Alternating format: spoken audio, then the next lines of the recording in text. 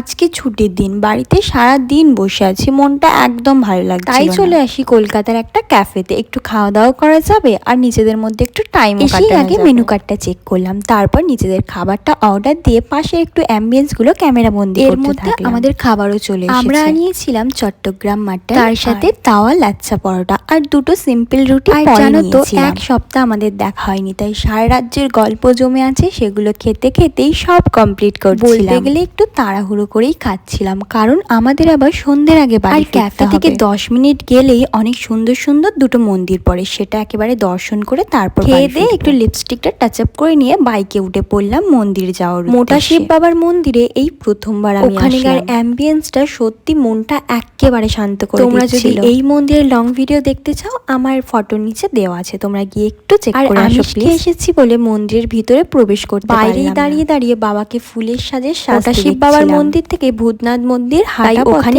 একটু গঙ্গার ধারে বসেছিলাম। প্রায় সন্ধ্যে গড়িয়ে এসেছে, এবার বাড়ির দিকে রওনা দেব।